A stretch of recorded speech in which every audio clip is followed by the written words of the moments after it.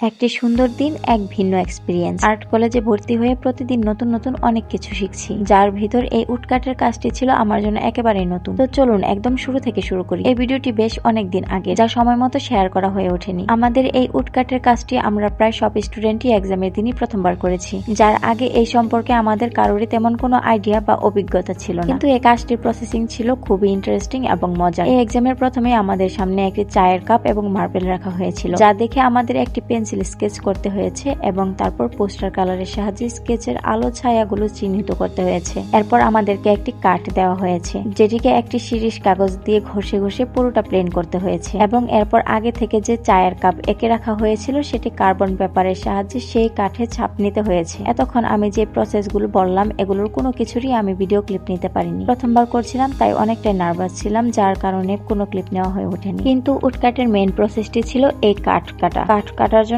আমাদের বেশ কিছু টুল ছিল, যার মাধ্যমে আমরা আলো ছায়া খুঁজে বের করে কেটেছি। এবং এই সবগুলো প্রসেস শেষ হবার পর আমরা একটা ডেট ফিক্স করে চলে গিয়েছিলাম ম্যামের বাসায়। রোজি ম্যাম ছিল আমাদের এই সাবজেক্টের টিচার এবং পুরো সপ্তাহ জুড়ে আমরা যে আঁকাআঁকি এবং কাটিং করেছি সেটির ফাইনাল রেজাল্ট দেখার জন্য আমাদের ম্যামের বাসায় ছাপ নিতে যেতে হয়েছে, কারণ ছাপ দেওয়ার জন্য যে মেশিন এবং বিভিন্ন অ্যাক্সেসরিজ প্রয়োজন সেটি একমাত্র ম্যামের বাসায় ছিল। ম্যামের বাসায় যে আমাদের ছোটখাটো একটি পিকনিক হয়ে গিয়েছিল। মজার মজার খাবার, নাচ, গান সহ অনেক ফান করেছি আমরা সবাই পুরোটা দিন। সবাই সবার কাজগুলো দেখছিলাম এবং একসাথে রেখে পিকচার এবং ভিডিও নিচ্ছিলাম। এক্সামের কাজের পাশাপাশি অনেকে এক্সট্রা কাজের ছাপ নিতেও এসেছিল এবং সবশেষে মেইন ছাপের কাজগুলো করা হচ্ছিল। এখানে আমার কাঠ থেকে ছাপ নিচ্ছিল। খুব বেশি ভালো হয়নি, প্রথমবার করেছি, তাই অনেক কিছুই বুঝে উঠতে পারিনি। সবাই সবার কাজে হেল্প করছিলাম এবং ছাপ দেওয়ার পর এটি ছিল আমার কাজের ফাইনাল রেজাল্ট। তো এই ছিল আমার আজকের ভিডিও। কেমন হলো অবশ্যই কমেন্ট করে জানাবেন। See you in the next video. আল্লাহ হাফেজ।